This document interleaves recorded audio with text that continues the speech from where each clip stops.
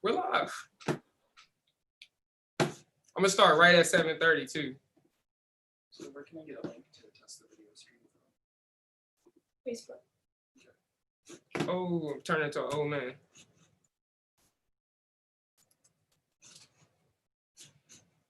I don't have Jennifer's password. Perfect. Right on the dot.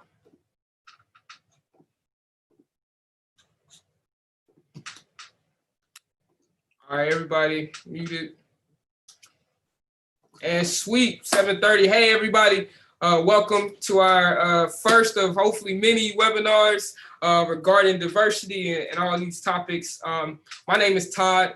So just kind of giving you a couple just thoughts a couple months ago, or maybe a month or so ago, just as kind of everything in the world was breaking down, and you know, these racial issues kind of came to a head. A lot of us have already been in contact with each other, just kind of checking, hey, how are you doing? How are things going at your church? And I mean, hey, you know, we're here for each other. And in the process of us doing that, we kind of formed this Facebook group, or a group chat where we were able to send verses and send articles to encourage one another. And that was just a real blessing. And then naturally, as we kind of progressed, we got to this point where it's like, well, what do we do next? What's the next step for us? And so I think somebody had the bright idea we should put together a webinar, and all of us kind of, you know, took a piece of the wall and just started building it. And so we're here now, and thankful to God that we got a chance for our brother Andy Gray from Minneapolis to join us. So we just kind of go around, and everybody, the panel here, filled with just some amazing people. Mostly students and working professionals across the Southeast, but also I'm at Andy Gray. So we'll go ahead and just kind of introduce yourself, give everybody opportunity. I don't know if everybody sees the, go Andy first. Let's see. Hey, everybody. This is Andy. I'm from Minneapolis. Very thankful to be on the seminar tonight here, and for my friend Todd. We met a few years ago. Have a kindred passion for the area of racial harmony and justice. It's something that's been near and dear to my heart for a long time, probably more than 2 decades of trying to sift through what's it look like to faithfully follow the Lord here in this area, and have some personal backdrop that kind of comes into that equation of why it mattered to me shortly after I became a Christian. But I'm really grateful to be a part of this. I'm a pastor at a church called the Urban Refuge here in Minneapolis, and we've been striving to cultivate a multi-ethnic church here in the Twin Cities that reflects the goodness and glory of God for all people. And yeah, I'm just very grateful for each of these folks here tonight, and heart to have these conversations that are complex, sometimes nuanced, but they're really important for the church to lay a hold of here. So thank you for inviting me to be here, and I'm looking forward to the discussion.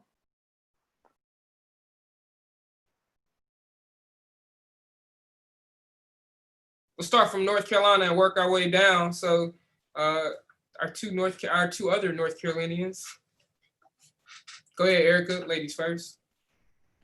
Hey, my name is Erica. I'm from North Carolina. I go to school in Raleigh, but right now I'm working at a coffee shop in the area. Marco. My name is Marcus. Currently in Havelock, North Carolina, where I'm from. I'm a student at NC State in architecture. And currently I'm working at McDonald's on our Cherry Point military base. So. Stop in Jacksonville. Hey, representing Jax. My name is Christian. I recently just graduated from the University of West Florida with a degree in finance. I currently am on staff at Awaken Church here in Jax, where I serve as an intern. My name is Michael. I'm in Jacksonville, Florida.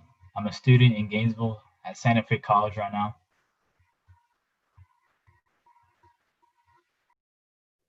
Go to Gainesville. Go ahead, Des. I'm live in Gainesville, Florida. I have been teaching third grade for 2 years, and now moving on to do some more English teaching overseas. So I'm excited for that.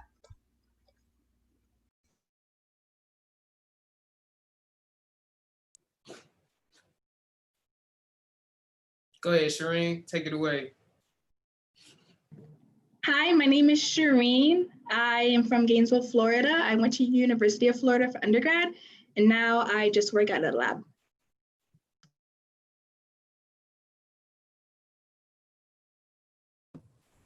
Hello, my name is Jeff, and this is my wife, Christine.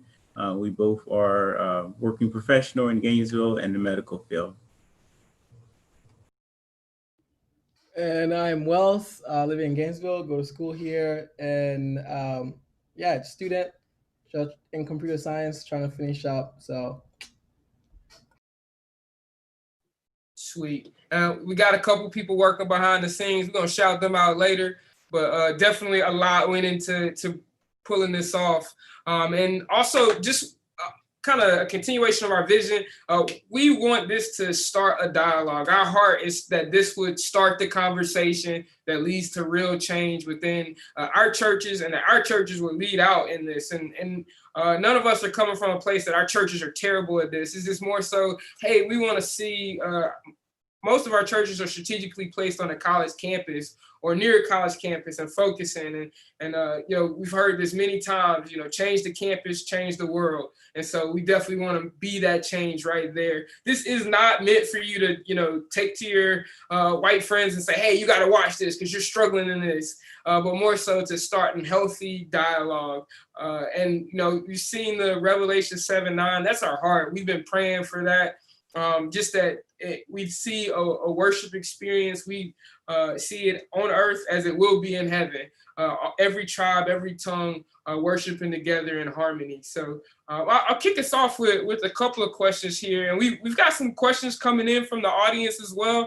Be sure to send your questions to 352-440-6344. By the next time we have this webinar, we'll have like the number flashing across the screen. But yeah, definitely 352-440-6344 is the number to text your questions to. So just to kind of kick us off, I mentioned that we've had a bit of a dialogue amongst ourselves and just kind of, you know, talking and getting an understanding of where everybody else has been. And actually, you know, Andy mentioned he's in Minnesota. So I always say he's been on ground zero twice with the Philando Castile, you know, shooting, and also with George Floyd being murdered. You know, right there, smack dab in where he's from. But just kind of putting this question out to everyone: how would you guys say? Just what was the overall feeling, or what's been the overall feeling at your church with all the racial tension going on in the world?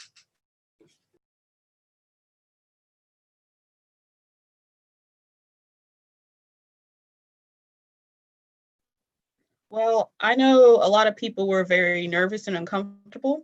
I do know that a lot of people really cared because I've seen a lot of them stop with their usual routine for the day and just address it.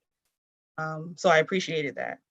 But I don't know how everyone is feeling because we haven't been able to interact with everyone, probably from a lack of ability to communicate during COVID.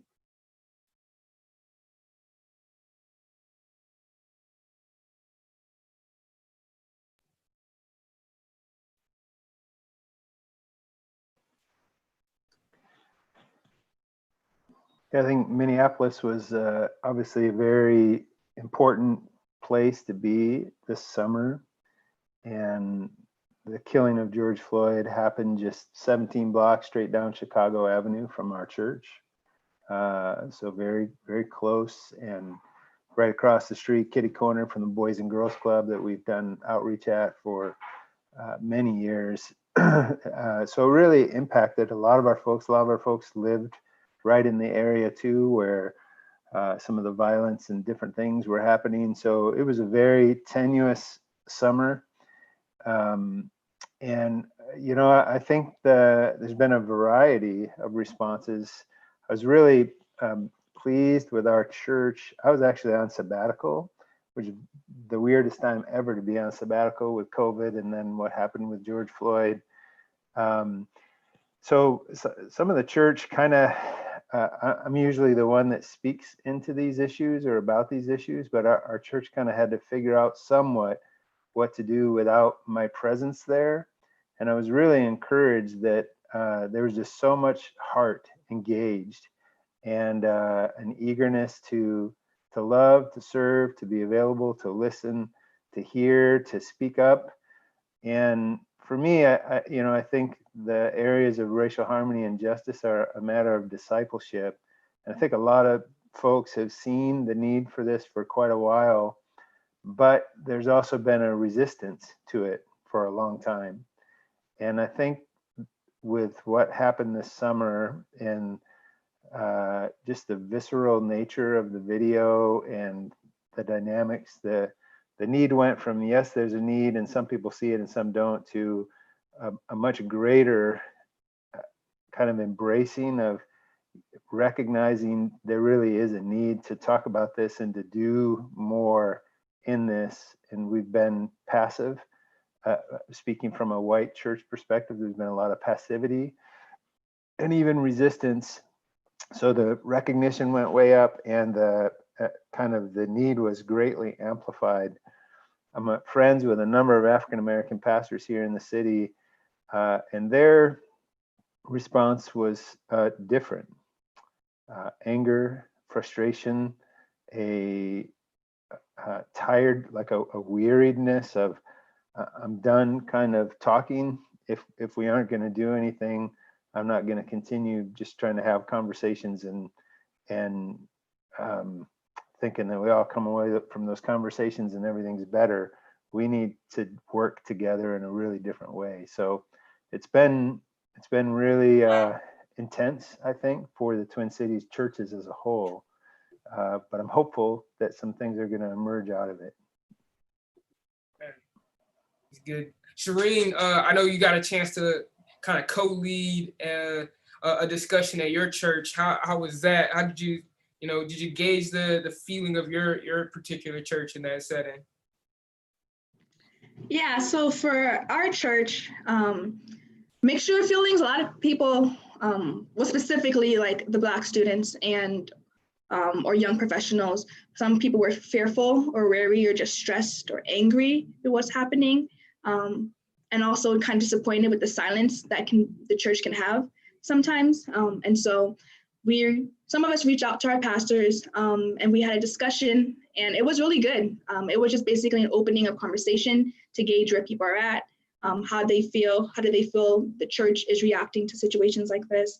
And kind of we developed some action points of how we can move forward. Nothing has been started yet, but it was just a discussion on how we can just look into the situation and how we can make people feel more loved and cared for at our church, and have like racial reconciliation. Good. And you guys started that conversation, you guys started that dialogue. What do you guys feel like is the toughest thing to talk about? What is the most difficult thing to talk about when it comes to the topics of race? Because I feel like there's always this radio silence sometimes, and for us, I think one thing that we've all expressed, that the silence can be deafening. It could really hurt a little bit. So what do y'all feel like are the difficult things to talk about?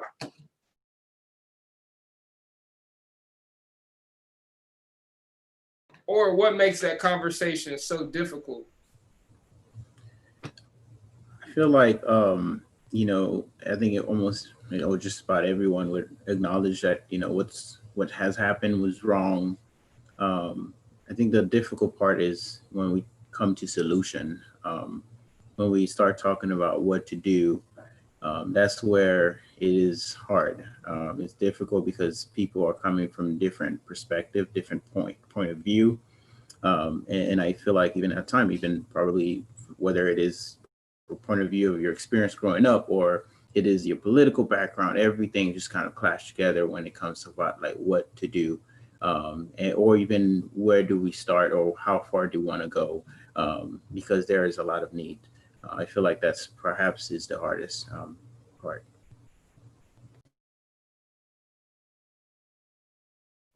I would Go ahead. I would say it can also be difficult even acknowledging that something is wrong. Because with the example with George Floyd, everyone saw what happened. It was acknowledged, okay, this is wrong. But in other situations in the past, someone might say like, oh, maybe they were in the wrong place, the wrong time. Maybe they were resisting arrest. Maybe they were like actually in the wrong. They stole a CD, possibly. Like there's almost like justification for why treatment has happened when arresting Black Americans. And so sometimes it's hard to explain to someone that something is wrong if they don't always see it, or if they grew up in a certain community or culture where they're like, everything is fine, racism doesn't really exist where I'm from. So it's gonna be hard for them to acknowledge that it exists other places and how it affects their brothers and sisters. And, as you mentioned that, I think about, we've had a couple of these conversations where we just got a chance to kind of just talk freely about it. I'm gonna give even Christian an opportunity. You shared some personal things on, I think, our very first call regarding your experiences and how you were able to kind of connect with, or just even relate to when it comes to things like police brutality. Yeah, so for me, it's one of those things that kind of really hits home because I'm a victim of police brutality on like multiple occasions. So it's one of those things where, in my case, my situation is neither of those were national headlines or in the newspaper, or even there's no reporting for statistics for either of those matters. So like all I have is my own, all I have is my own, I'm looking for the right word, I don't want to say narrative, but my own anecdote of the situation in order to share what happened in my experience. And I think that a lot of the times, this is a situation where a lot of people want to bring up numbers, they want to bring up statistics, where we don't generally have enough data to really kind of talk about it in a sense of, hey, this is what happens on a daily basis. Like we can talk about police shootings, we can talk about police killings of unarmed Black men, and it is bad, it is an issue. On a grander scale, the brutality that happens and the harassment that happens, that isn't really talked about in situations like this, that they have happened and they continue to happen, and that people have gotten away with it, that they escalate to further down the line, someone dying, someone, not being treated properly. So it's one of those things where this was a situation for me personally where it made me get a lot closer to God. It made me get a lot closer to the church because I just completely viewed life differently after experiencing that. Man, thank you for sharing that again too, man. And also, there's a tendency with these conversations for them to kind of bleed towards politics, and our heart is to stay away from a political discussion. As a matter of fact, one of the questions from our audience, so don't forget to send your questions in to 352-440-6344. But here's a question from our audience, and we'll kind of open this up. I think our heart is all united in this question. We've talked about this time and time. When someone states Black Lives Matter, how often do people associate that with the political organization? Are there any aspects of the Black Lives Matter movement that you disagree with? So I'll open that up. I know we feel really strongly about it. I think one of the conversations that we said, or one of the topics as we talked about, is that none of us have donated. None of us have planned on donating. At the end of the day, it's a catchy phrase, but with a little meaning, with some meaning behind it. So what do you guys, give you guys a chance to kind of speak on that?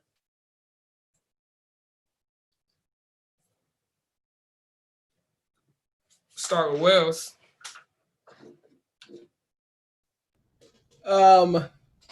So basically, I wouldn't say like I agree with what Todd was saying. How we talked about how we don't really find us donating to the Black Lives Matter movement in any type of way. I feel like there's a lot of aspect in saying Black Lives Matter.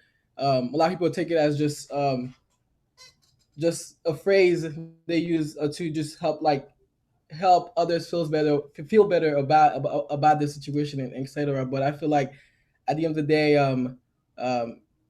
you got to know what you gonna donate to, and like how are they like that organization, how are they like trying to support this cause in any way. And there's a lot of people out there saying Black Lives Matter but don't really know what the true meaning behind it. They're just saying it, like I said, to make people feel better about themselves. But I feel like before we can say Black Lives Matter, like they have to be like an understanding behind, a, what does it mean to be like black, and also why do we say this phrase Black Lives Matter? It's not like any other life doesn't matter, but why are we saying Black Lives Matter at this moment? That's all I'll say on this issue. Yeah. Yeah, kind of just piggybacking off of what Wells said there. You know, like just the statement in and of itself, Black Lives Matter, kind of originated after Trayvon Martin killing, after Michael Brown killing in 2014. And you know, like that phrase, what it means is like, hey, we've seen a pattern throughout history where here in America, Black lives have not mattered to the judicial system, to the executive system, like to executive branch, like all three branches haven't represented that, you know, like this is a country where all men are created equal. This is a country where there is justice for all. There's a lot of racial inequities that exist today, not that they existed 20 years ago. There were some 20 years ago, but they still exist today. And in that phrase, it's saying, hey, Black lives matter just as much as everyone else's. So like, it's generally a phrase that kind of means all lives matter equally because Black lives have been treated inequitable to other lives here in America. So it has that like, hey, like everyone's equal, everyone's here on the same playing field. Let's treat everyone like that, and let's work towards getting to a time and a place in America where all lives do matter. Because since the beginning of time, we can't look at a time in America where we can say that all lives have mattered. So that's where the phrase is brought off. How much I relate that to the organization, to be honest with you, every time I say it or any time that I see it, I immediately think of the phrase and what it means. I don't really tie it to the organization in and of itself. I think the organization kind of stands alone on that. That anything that they stand for, you know, I'm not gonna sit here and defend the organization because I don't really, anything past the original statement of that meaning, what I just said for Black Lives Matter, like that, I don't tie myself to anything past that. That in and of itself is what I tie myself to. Like, hey, Black Lives Matter, this is what it means, this is what it has meant in the past, and this is what it's shown on a pattern. So like that's what I tie it to. Anytime I say it or anytime I see it. I agree with Christian. I think like the movement, I think there's always a tendency, especially on social media, it's like you have to pick a side, and it's either you're with that organization or you're not. And I think a lot of people, I think they immediately associate the fact that because I'm Black, I'm like supporting the organization and all their ideals and all the things that they have, when in fact, like I only knew Black Lives Matter as the phrase, but then it took me doing some research and figuring out different things that they supported, and I was just like, just because I am a Black woman doesn't necessarily mean that I have those same values. So I think I find myself a lot of the times, um, yeah, coming to people and being like, hey, that I have different values, especially as a Christian woman. Um, that are different than this organization. So that's usually conversations that I have a lot of the times. Good. And well, you know, one thing we kind of want to like as we progress in the conversation. Obviously, you know, our stance on Black Lives Matter, and I feel, yeah, just we're all united on that. Another question from our audience.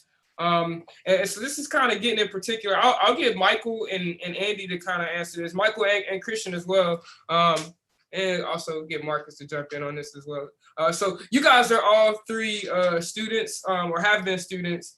Kind of, you know, been in this ministry, very similar. Our churches are all pretty similar to each other.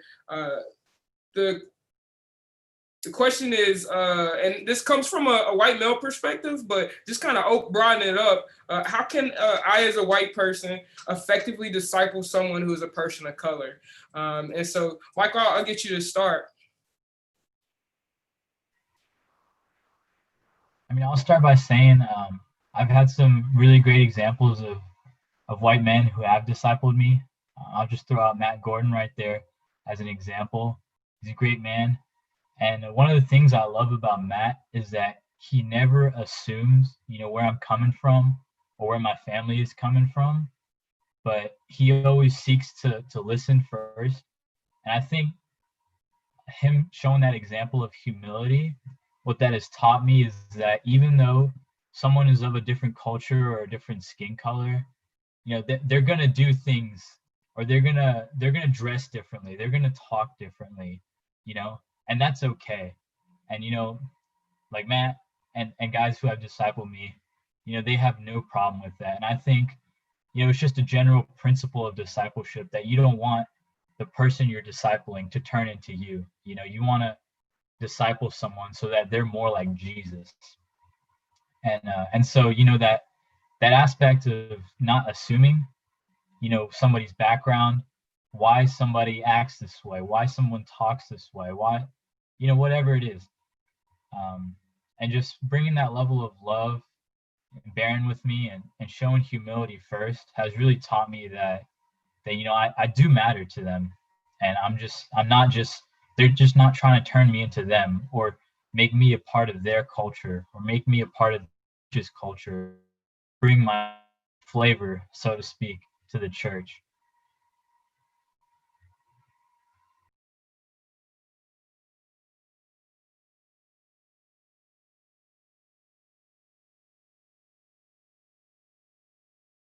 Go ahead, Christian. Yeah, that's pretty awesome, Michael. I would say that I've also been blessed too. So I came to Christ at 19. I'm 23 now. And I had grown up in the church, but I dedicated my life to Christ when I was 19. And my pastor at the time, Andrew, he wanted to, shout out Andrew Roberts. He wanted to, really explore and really navigate and show me what a relationship with Christ looks like. And I think that at that time, there's so much that I was going through, because I still had to deal with court. I had to deal with having my arrest on record as a college student, trying to get jobs. So there's an element of that I was dealing with too. But I think a lot of the time, Andrew really allowed me to really express myself.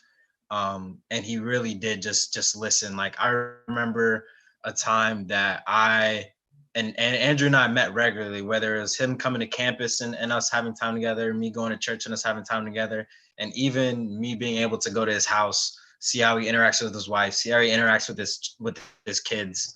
And that was really effective discipleship. But I remember distinctively just one time, meeting with Andrew, and we probably only met, we typically only met for about an hour and a half.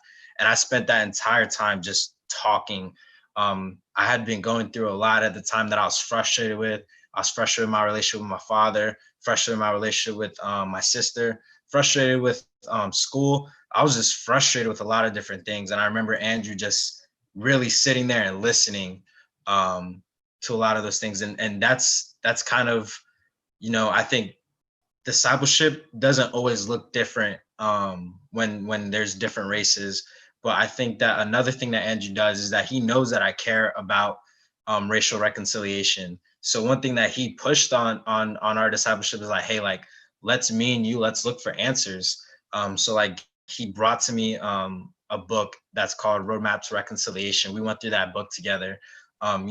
He asked me questions. He sends me articles to this day about, racial tensions and stuff like that, and providing solution. His heart is so dead set on finding solutions that are effective and that are rooted in love. And that's the biggest thing. It's not that he wants to be right. It's not that he says, oh no, this is what it is, but he listens, he asks me questions, he says his perspective, and we grow from it every single time that we have a conversation. And to have all that and him to continue like point to scripture, continue like point me to Christ, that's probably it's easily the most effective discipleship I've had personally, regardless of what his race is.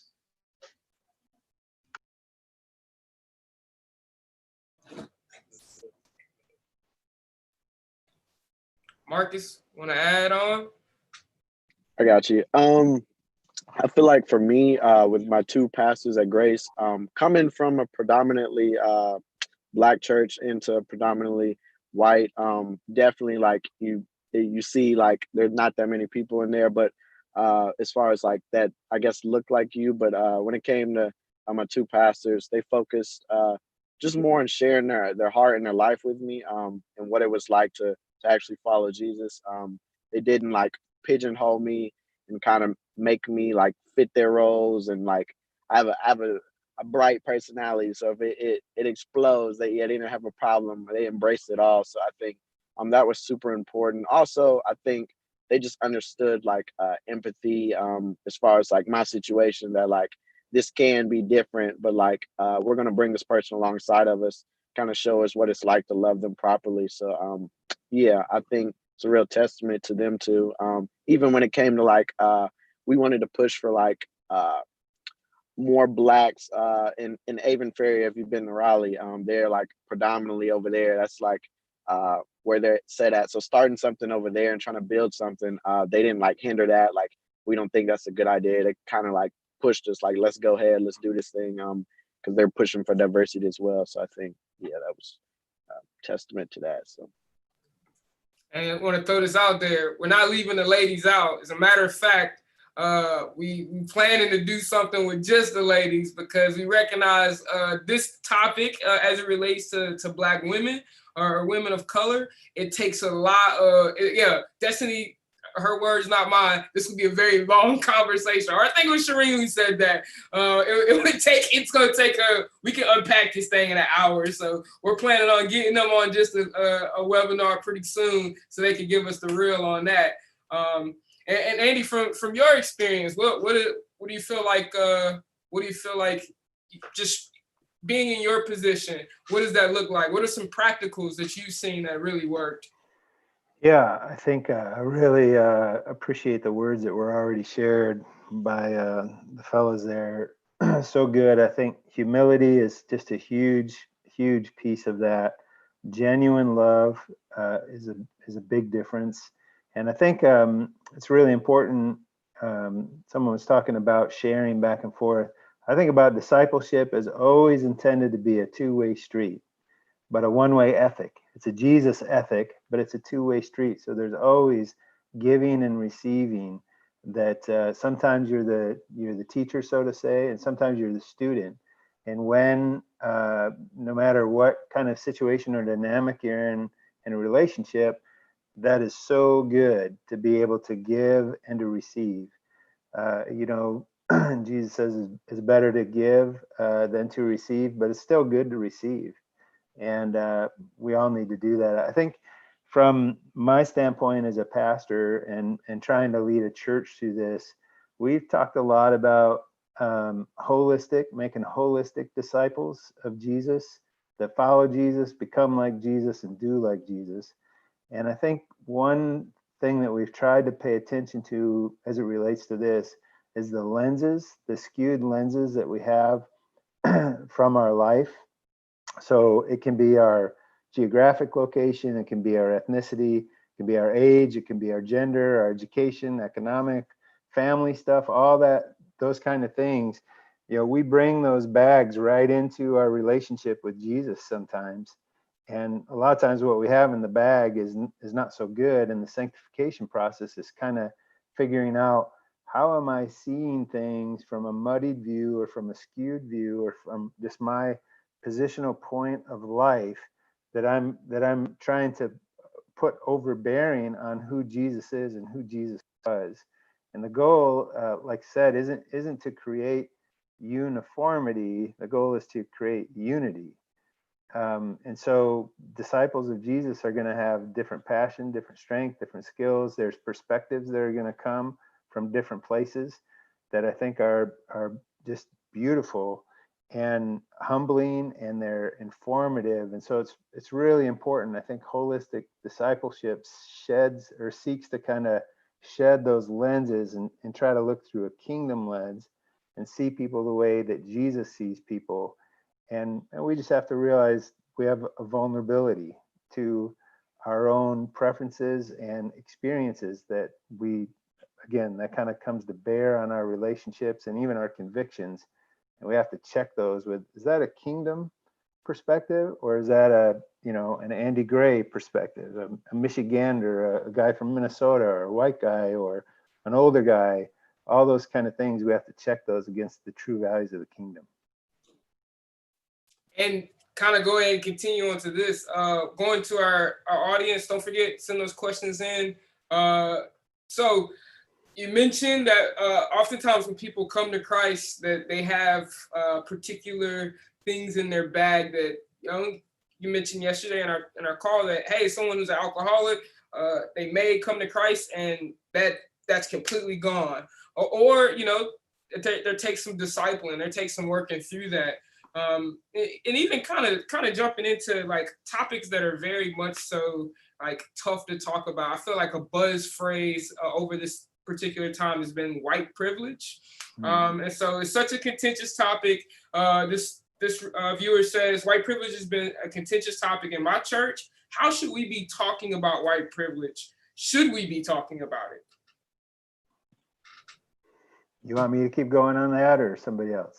I know you got a lot, so we're gonna open it up to everybody, and then we're gonna get you to close this one out. Okay, good.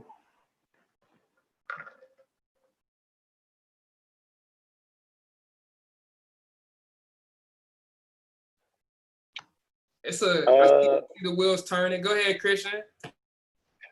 I was just gonna say, before anyone tries to attack us for using the words white privilege, and before the mob comes for us, just want to say, like, white privilege isn't saying that white people have a lot of privilege in a sense of they get cars, education, all these other things, and that they don't experience some form of like badness. Like, white people can still suffer from poverty. White people can still suffer from heart disease. Like, they're susceptible to a lot of different things. White privilege strictly relates to them never having to deal with situations where their skin color is a variable in any of in a negative light.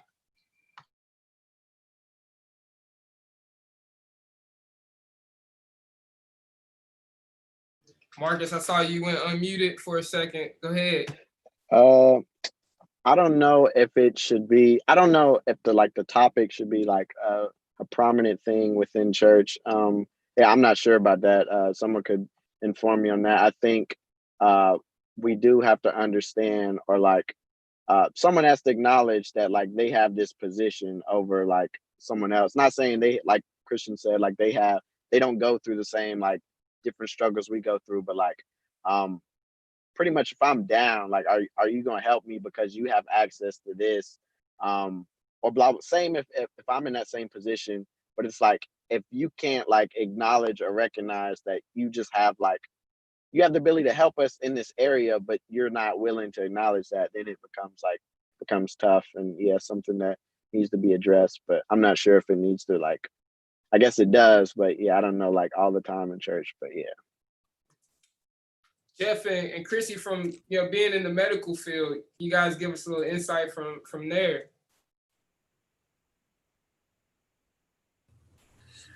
I mean, I think when you think of health disparity is a topic that's pretty important to me, as far as where you grew up, like your zip code determining your health outcome, or the access that you have to things. It's a very complex issue, And so I think when I, I think as far as it comes to white privilege, to me it's a word that we really have to really figure out, okay, what does it mean, and like as far as solution wise. So it goes back to understanding, like I think Marcus, as far as like understanding, hey, I have more privilege, and what can I do to be part of the solution. And that's I mean, and from a health perspective, it's the health disparity part. I think that's huge. And how can I be part of the solution to help bridge the gap for people that lives in a certain community that don't have access to a certain food or whatever it may be. Destiny, oh, go ahead.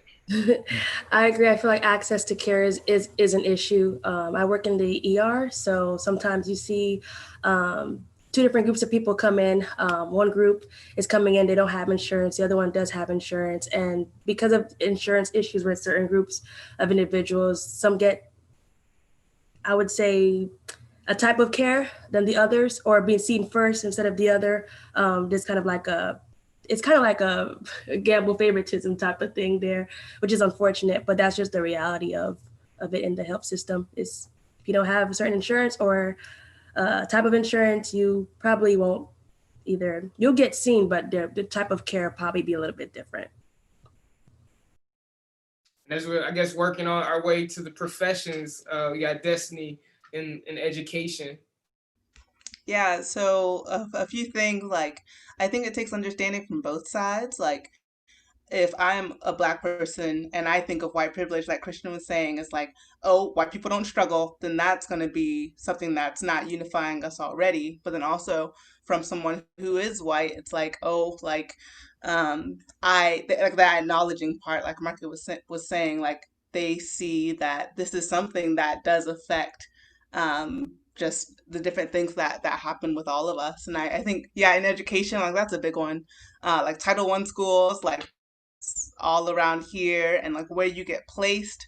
Like there are kids who are in certain classrooms because no one else wants to teach them because they're seen as like, this or that or the other, and those schools don't get as funded.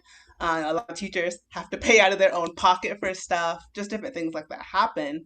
But in other schools where it's a lot nicer, well kept, they have more technology, they have like parent support, a big one, like all those things. A lot of those teachers, they people want to teach there.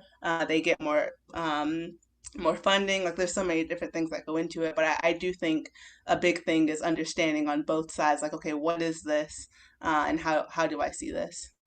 But yeah, I love what people were saying about acknowledging it and seeing ways to be a part of the solution. Like I really like that.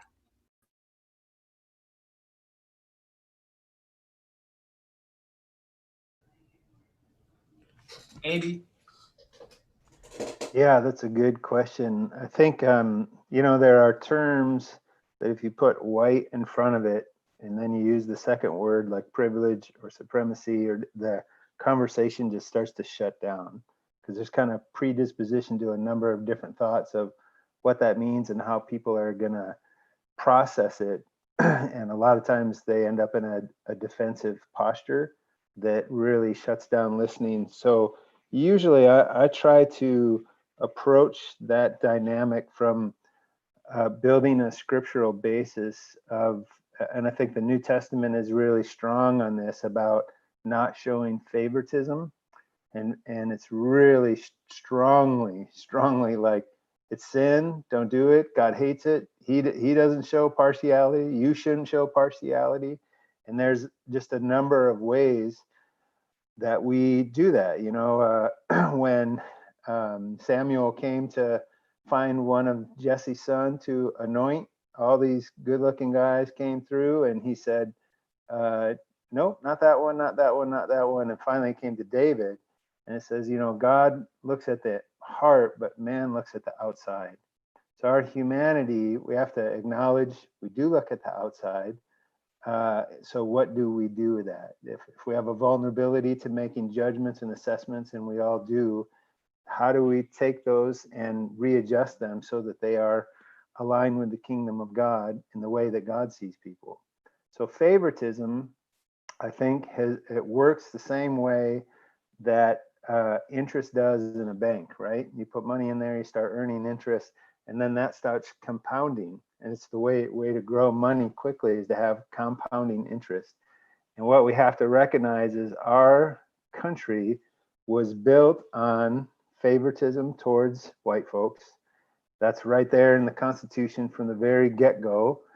You know, we're all created equal, and it's the pursuit of peace and happiness, liberty for all. But as Dr. Perkins says, while the ink was still drying, there were articles and things that came later that said, no, this actually is not all we're created equal. And equality for all is not what we mean equality for some. And so there's this, you know, dynamic of, are we going to live into, I think, you know, in one sense, you could say America is trying to become America for everybody for the first time. We're really pressing in against that. And there's windows of times where that ideology, which didn't include African Americans, it didn't include Native Americans and others, at the get-go, we're being pushed towards that now. And I think that's a good thing. And I think, you know, another thing that you think of is when you think of white privilege, you might think about it as historically, even though it wasn't scripted the same way, there's been affirmative action for whites. So land was given to whites. When you think about the GI Bill, when folks came back from World War II, there was money that was supposed to be distributed among those that served in the military.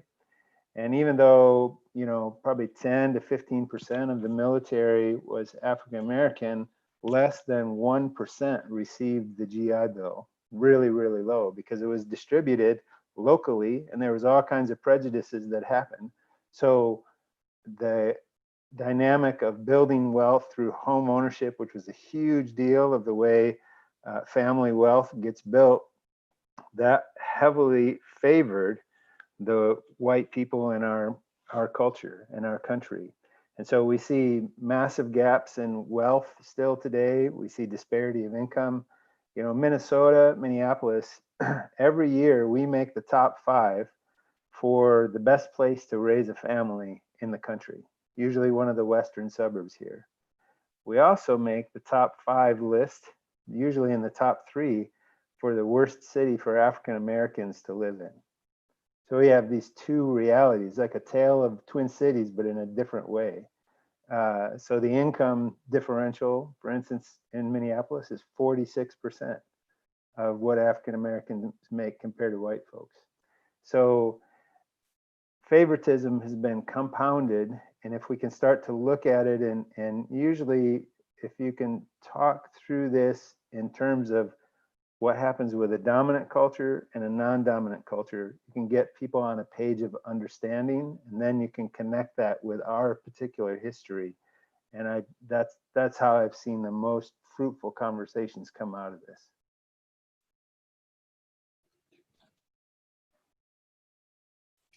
Sweet, man. Thank you for sharing that. Now, all you guys giving your perspective, so well appreciated. Kind of, you know, leading back in. And Andy, we'll get you to kind of start this one off. As a church, what do you think our role is in addressing racial issues? Where should we be going? That's a good question. For me, I think it all comes down, it's a matter of discipleship. Let's see, am I unmuted? Yeah. It comes down to a matter of discipleship, just about like every other area. You know, we can say, hey, Jesus broke down those walls of hostility at the cross. Those barriers are not supposed to be there anymore. We're one in Christ. It's done. We don't need to talk about this stuff. But you wouldn't do that with marriage, right? So marriage is more one than any of the rest of us are one, right? There's a great mystery that happens. The two become one. And yet we have marriage conferences because you need to know what it means to be sanctified in your relationship, in your marriage. Even though you're one in Christ, you got to learn, you got to grow, you got to be sanctified and discipled. And I think the same is true. We have been discipled by the world, by our families, by our education, all different kinds of things. We've been trained racially. We live in a racialized society. And when we come to Christ and in the church, I think part of our discipleship is saying, okay, I need to undo some of those worldly patterns. Don't be conformed any longer to the patterns of this world, but be renewed, be transformed by the renewing of your mind so you can know what God's good, pleasing, and perfect will is. We need to be renewed in our mind. And Colossians 3 is a fascinating passage about that contrasts the old life and the new life.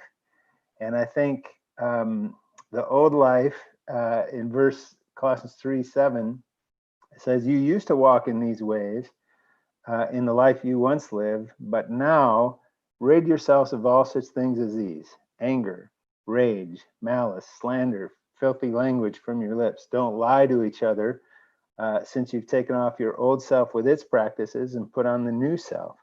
So here you have, we've believed lies, we've believed slandered, we've been told slandered, we've been cultured to believe different things about different people and different demographics and different ethnicities and different cultures. And the scripture is saying, listen, but now is the time. Now is the time to get rid of that stuff, to undo that stuff. And the first point of application that it goes to in verse 11, it says, here there is no Greek or Jew, no circumcised or uncircumcised, barbarian, Scythian, slave or free, but Christ is all and is in all. And that's not a recipe for color blindness. Like, I don't see any of those things. It's a matter of, I don't make those distinctions as a way of kind of assigning favoritism or one or more, or lean one more to the other. I'm trying to see people holistically as God sees them. And in order to do that and to live into the new life, I need to get rid of these things in my head and the way I was shaped and formed. So for me, it's all about discipleship.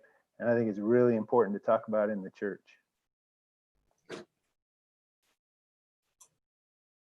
Go ahead, Marcus. I think a good place to be, the parable about the Good Samaritan, to give you like a brief summary. You have a man going from Jerusalem to Jericho, and the way he comes about on thieves who beat him, take his clothes, blah blah blah blah blah.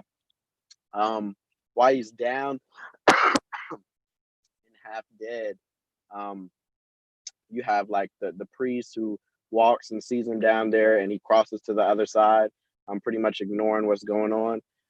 You have the worshiper who also comes by and does the same exact thing. Then you have the foreigner who comes. He takes him to an inn and pretty much take care of his wounds and all that jazz. But he has to leave. But he hands the keeper in there 2 days' wages and pretty much leaves. And he says, if he needs anything, pretty much charge it to my account. But in that thing, or in the story of the parable, I think we see that the foreigner, he stops. So pretty much where we're at right now, you stopped, you're posting a post about Black Lives Matter, blah blah blah blah blah. But we also see he stayed. So one post isn't going to take care of everything. So are you continuing to go out and you're pushing for something like we're doing right now, and then he takes care of his wounds, or he pretty much says, charge this to my account. So whatever this person needs, whether that's in our situation, whether that's counseling or a word from the Lord or being loved on or just bringing them alongside you, I think that's a good spot to be, if that makes sense. Nah, that's really good, brother. That's really good. We're gonna get Miss Erica to kind of close this question out. Honestly, I agree a lot with Marcus and Andy. I will add that I think that a good starting place for any action is a willing heart, because a lot of the times where there's a will, there's a way. I know that's a very trite saying, but it's true.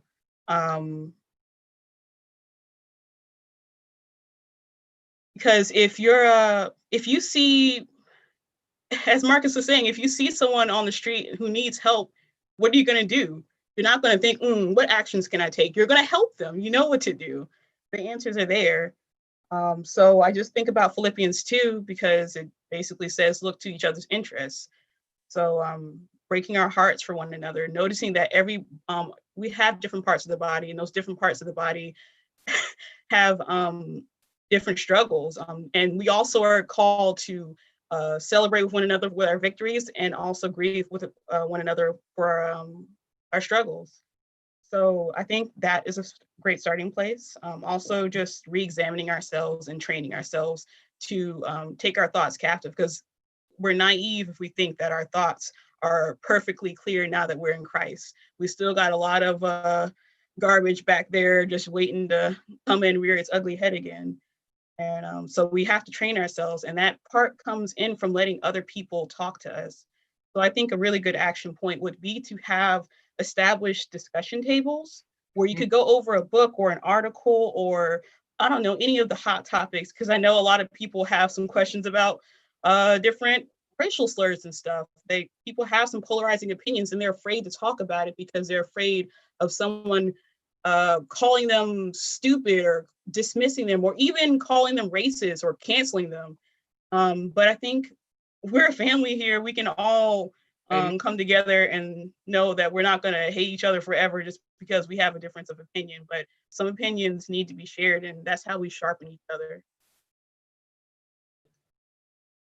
Yeah. And just to kind of like reiterate, man, our heart is not for like, hey, you guys have to do this. You have to take these action points. Our heart is like, hey, let's start the conversation. Where there's unity, God commands a blessing. And as long as we're united in this issue, He's gonna bring a blessing to our church and to our country. And just, man, the amount of people that are gonna come to know the Lord now because they're able to see this, to sit in this church and worship alongside someone and not see their color, but instead to see, man, they are loving the same God I'm loving. And so kind of as our team kind of worked together, this coalition kind of came together, we put people in charge of different things, and definitely talked about action points. Erica kind of touched on a couple of them, but just if we can kind of like go over just a couple of things that we'd love to just suggest. None of the things we're suggesting are like, hey, you guys have to do this. If your church doesn't do this, you're in sin. But more so just us submitting it just out. Like, hey, what are and it's the last question on the list, really. And we'll kind of give a brief little, from our end, and then we'll turn it over to you, wherever you are, the audience, wherever you guys are meeting at, and whoever you're meeting with. So you guys talk about that for about 5 minutes or so, and then I'll kind of bring us back in and pray us out. But yeah, what are practical steps for students, young adults, children, and families when it comes to this particular issue? So I've been doing a lot of research on this in terms of like what are some like definitive steps that we can go one by one, right? And like kind of like check off the list. And so much of where my heart is at is seeing an intentionality from the church and like orchestrating events to, reach outside of like your common means. So I wanted to share some statistics to kind of wake up some people to what we're talking about. So from a 2013 American Values Survey conducted by the Public Religion Research Institute, 75% of white people have entirely white social networks without presence of any person of color. And that's a problem. To me, that's a problem because, like there's diversity everywhere we go. America's a melting pot, right? And then the next stat comes from the Pew Research Center from a study they conducted in 2014. 8 in 10 Americans attend a house of worship, where a single racial group makes up at least 80% of the congregants. And we have to think about that as well. But for the purpose of this discussion, the first thing we have to do is interrogate whiteness. And I'm not saying attack whiteness, but interrogate it and say, hey, man, sit back and kind of realize and say, why, at 75, it says 75% of white people have entirely white social networks. So we have to kind of say, okay, well, like, why is that? Why do I only feel comfortable here? What's going on here? Is this an implicit bias? Is this just what I'm comfortable with? We have to really ask those questions to kind of be privy to what it is in our hearts and what it is around us. So when we get from there, we have to go to make intentional moves. So for me, this semester, like I said, I serve at staff at my church here as an intern. And one of the things that we're going to be doing as a college ministry is really pushing the issue of diversity. And planning out events with other groups that are specifically like a Black group, specifically a Hispanic group, specifically an Asian group of people, because we want to see people and share life with them and show, hey, like, this gospel isn't just like a white man's gospel. This is a gospel that's for everyone. And kind of going off of that revelation that Peter had in Acts 10, where God shows him that there's no partiality when it comes to the gospel. Jesus died for everyone to be able to have the choice whether to follow him or not. It wasn't just for Jews, it was for Gentiles as well.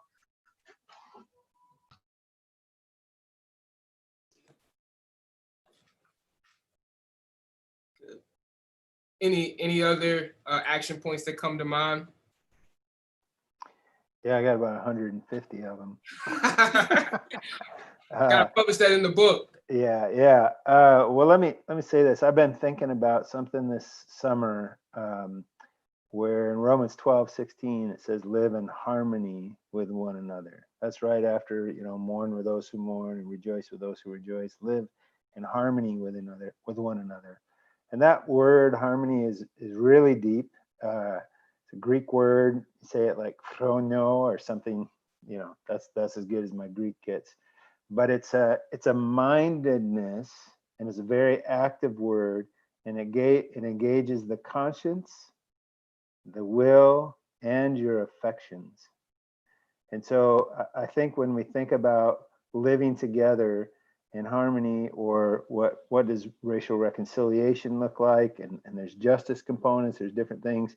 The idea is that in our conscience, in the way that we think, in our mind and our judgments, our attitudes, do we live in harmony with one another? In our affections, how we feel about people, do we move towards one another? Do we have equal and earnest compassion and engagement? And in our actions, in our will, like you talked about, Kirsten, in relationships, have we moved ourselves into communities where other people are, so that I can learn and engage and grow? So it's about all three of those things acting together. And that word is also a dynamic in our relationship with God, where it says in Colossians 3, set your mind on things above. It could have said, be in harmony with things above. And when Jesus confronted Peter, or I guess Peter started confronting Jesus when he told him he was going to be crucified, he's like, no, never, Lord. And Jesus says to him, get behind me, Satan. You do not have the things of God in mind. That's the same word there, in mind. In other words, you are not in harmony with the kingdom.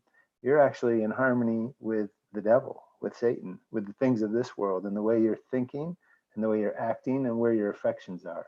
So I think God is calling us to, what does that mean to live in harmony? It's really important, because if you think about what harmony is in a practical sense, it's taking different parts that have equal value, and they sound different in and of themselves, but together they make a wonderful sound. When you add harmony to something, there's a richness and a fullness. And when you do that, the world hears the way you love one another.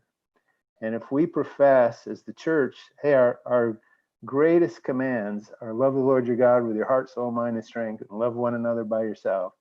But we're going to do that from segregated relationships, segregated pews, segregated churches.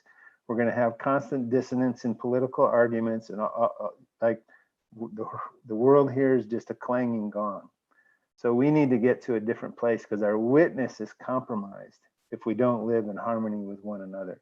That's why I think it's super, super important that we pursue it and that we think about that holistically in our minds, in our actions, and in our hearts.